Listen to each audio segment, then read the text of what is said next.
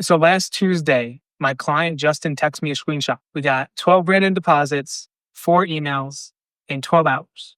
No ads, no discounts, just a sleepy email list that suddenly woke up to get on calls and buy his high ticket offer. Now, here's the crazy part. He only had 2,000 people on his list.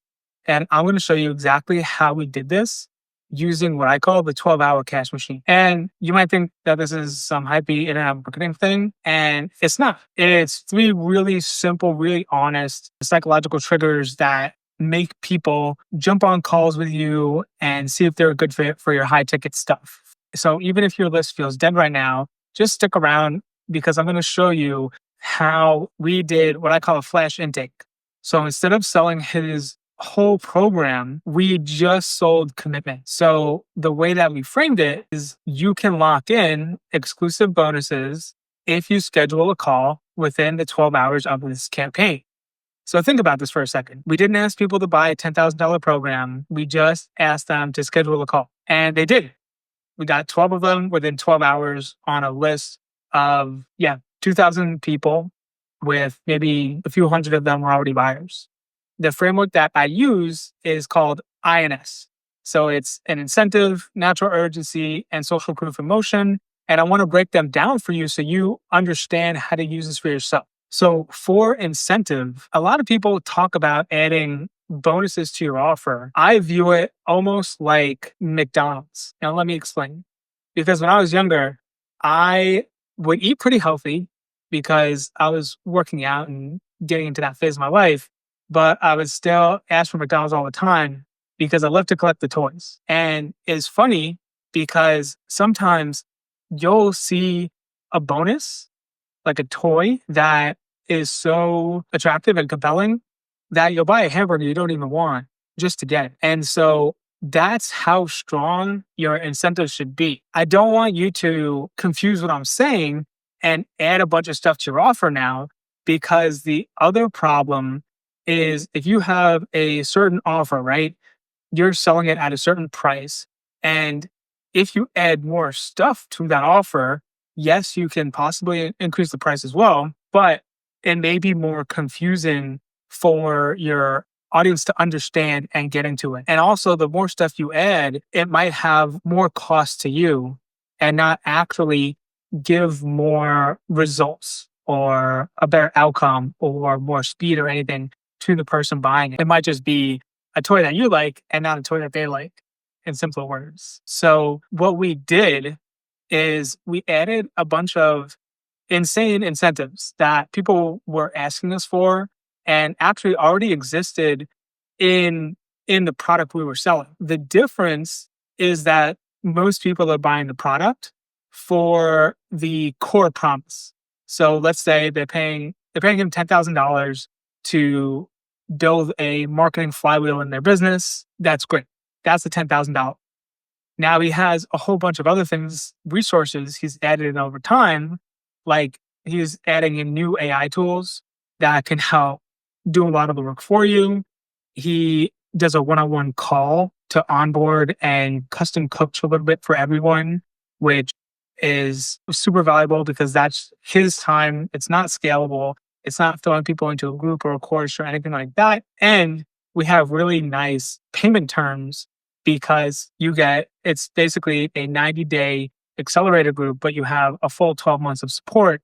So we have payment plans that can go out for those 12 months.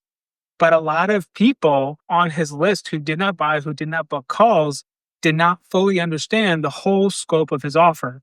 So we framed them as bonuses that you get access to if you book within the next 12 hours. So that's great. And because we made it simple and stacked these bonuses together, the bonuses actually became more valuable than the thing he was selling. So it becomes, again, like a kid buying because he wants the burger. And people were literally messaging him saying like, oh, these AI tools sound so cool. It's going to make doing this work so much easier. Like, I want those. And this is different than what most people do. They discount, slash prices, and really they just train their audience to wait for the next sale. But Justin, he added value instead of subtracting, and it made all the world of a difference. Now, the next piece that gets really interesting is with the natural urgency. So, you know how every expert tells you to create urgency with fake countdown timers and all this stuff? With Justin, we did it a little bit more elegant.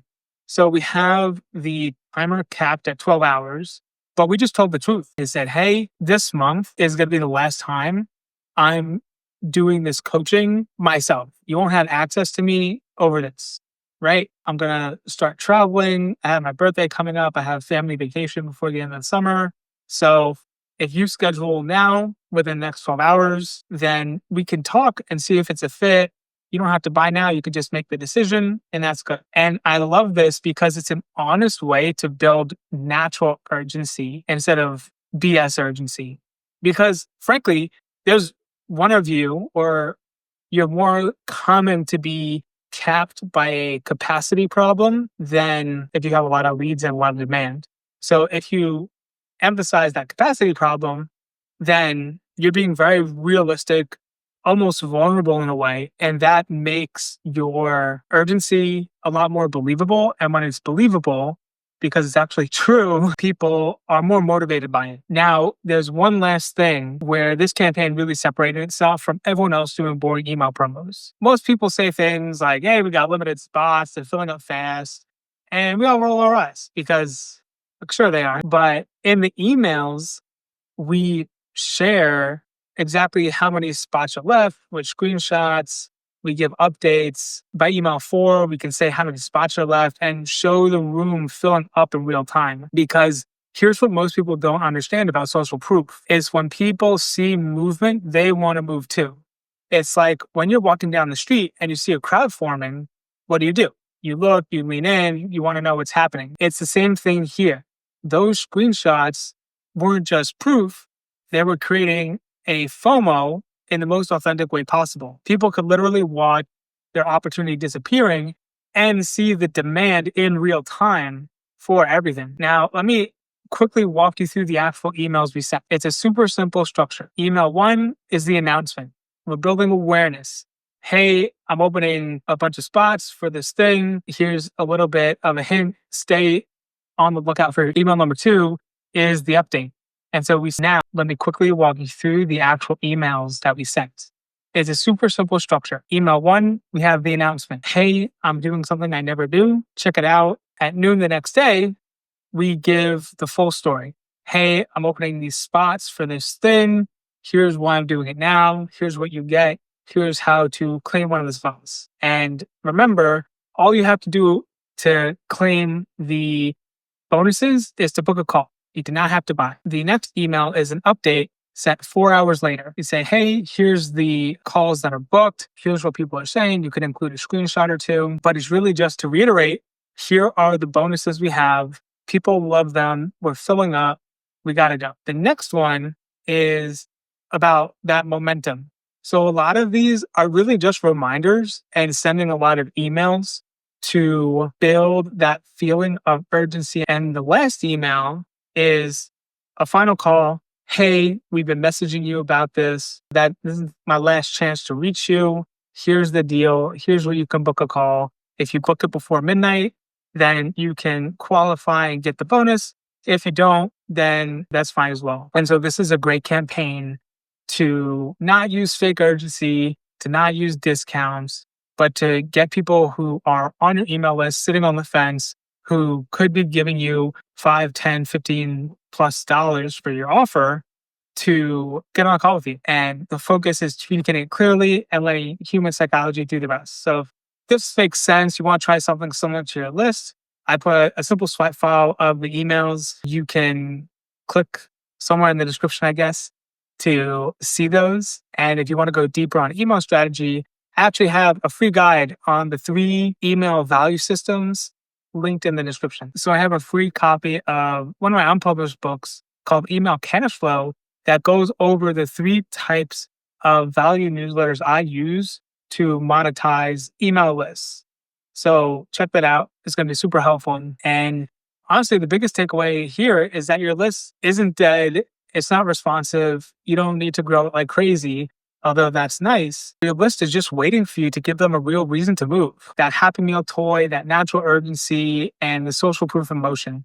That's the 12-hour cash machine. And if you found this useful, You know what to do with that like button. And if you want more breakdowns like this, the subscribe button is right somewhere. I'll see you in the next one, though. Peace.